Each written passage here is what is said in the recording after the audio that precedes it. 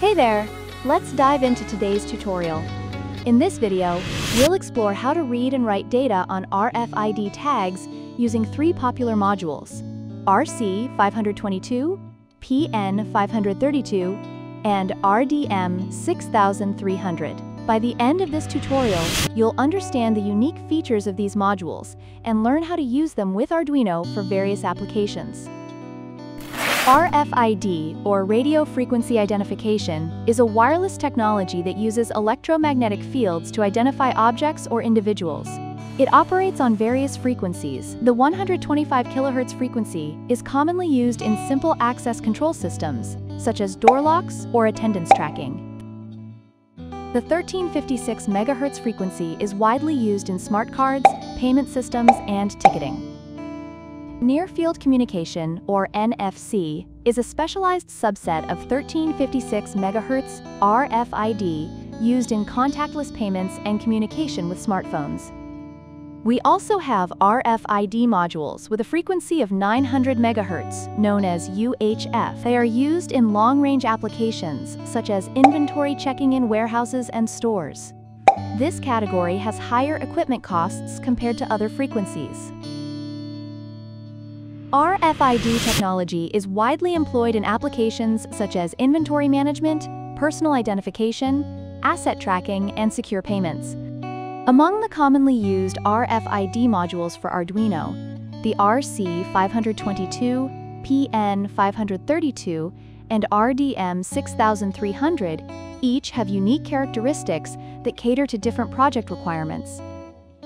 The RC522 is a budget-friendly and straightforward module that is widely used for reading and writing to 13.56 MHz tags. It is ideal for beginners and hobbyists due to its simplicity and low cost.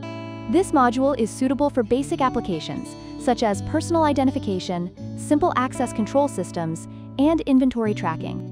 The PN532, in contrast, is a more advanced and versatile module. It supports both RFID and NFC, making it compatible with NFC-enabled devices like smartphones.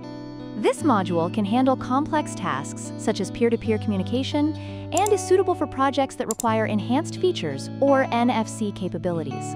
While it is more expensive than the RC522, it offers a wide range of applications. When comparing these two modules, the RC522 is the more budget-friendly and beginner-friendly choice.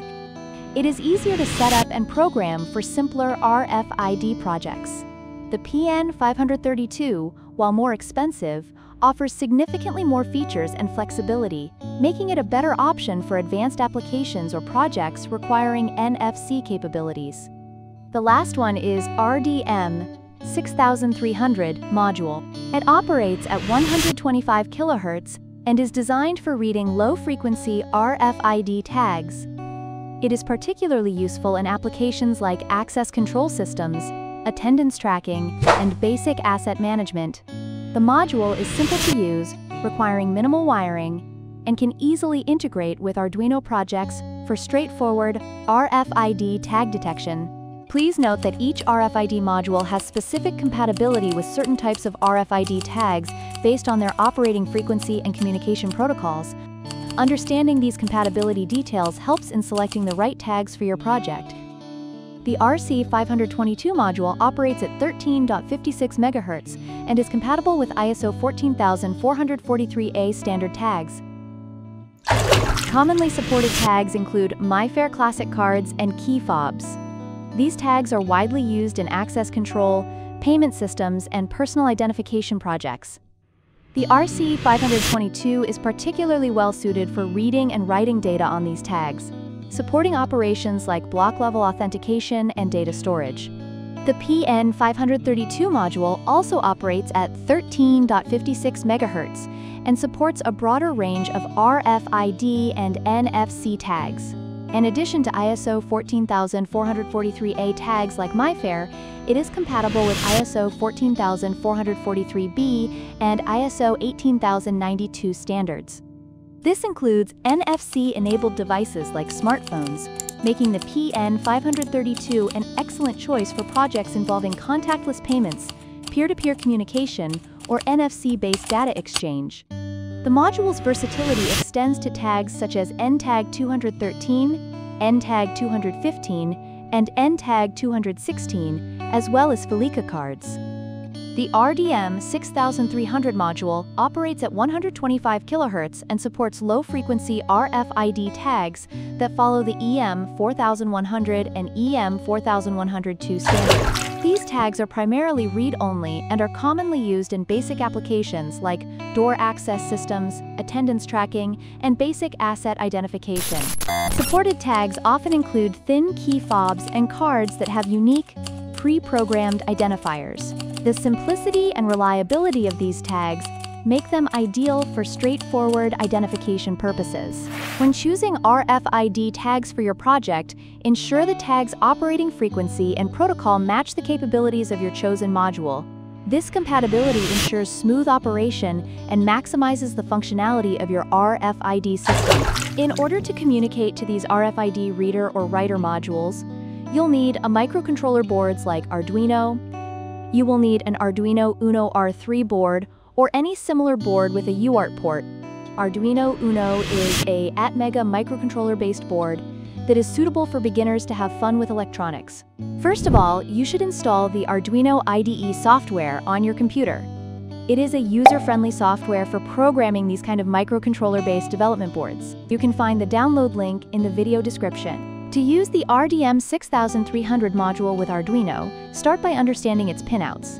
The module includes the RX and TX pin for data transmission, the VCC pin for power, which operates at 5 volts, the GND pin for grounding, ANT1 and 2 for connecting antenna, and LED pinout for showing current status of reading tags.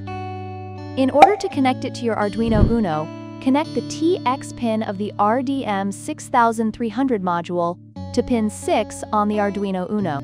Attach the VCC and GND pin to the Arduino's 5 volts output and GND pin respectively. Once the wiring is complete, upload the code provided to your Arduino. The code initializes a software serial connection to read and process the data transmitted by the RDM6300 module. The most important sections of the code include the buffer definition, which stores the data received from the module,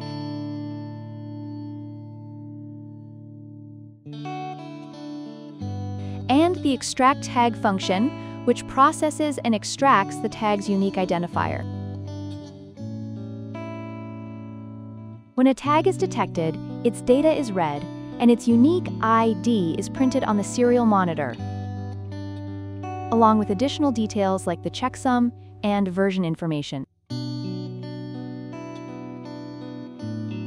The RC522 module is straightforward to set up and use with Arduino. Start by connecting SDA pin to D10, SCK to D13, MOSI to D11, MISO to D12, RST to D9, and GND to the ground pin on the Arduino. The module is powered through the 3.3 volts pin. Please note that 3.3 volt pins of Arduino Uno is just for a reference voltage purpose, so it can't provide needed current for module. Here you can use a simple step-down regulators like AMS 1117 3.3 module to supply power to the module. After wiring the module, upload the code to initialize it and enable SPI communication. The module detects RFID tags, reads their data, and displays the unique ID and other details in the serial monitor when a tag is placed near the module. After uploading, place a tag near the module and observe the UID and data in the serial monitor.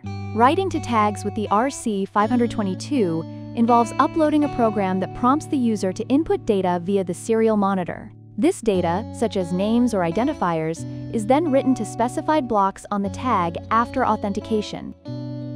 Following the instructions in the serial monitor, place a tag near the module to write data and confirm the operation was successful.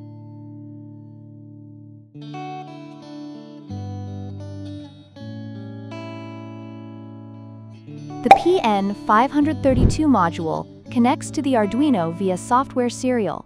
Attach its RX pin to D10, TX to D11, GND to ground, and VCC to the 5 volts output of the Arduino. Once connected, upload the code to configure the PN532 for RFID tag detection. It initializes the PN532 module and configures it to detect RFID tags. When you place a tag near the module, Arduino prints out tag's unique ID, length, and other details on the serial monitor with this line. If no tag is detected, the module outputs a "timed out, waiting for a card" message and continues scanning.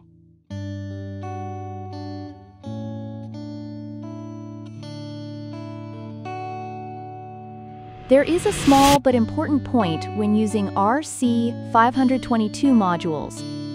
Some users, especially those developing RFID-based devices, have reported that newly purchased modules do not function properly. The key point is that different versions of this module available in the market come with different IDs. If the code or library you are using for programming checks the module's ID to verify its connection to the microcontroller and compares it with a predefined value, it might not work with another module purchased from a different source or at a different time. However, keep in mind that most of these modules, regardless of their ID, have similar functionality and capabilities. So if you encounter this issue, you need to add the new module's ID to your code. Alternatively, if you don't need this check, you can simply remove the ID verification lines from your code. We hope you enjoyed this video and found the content helpful. Thank you for watching, and stay tuned for more tutorials. We would love to see you use this versatile module in your future projects and share your results with us. Until next time.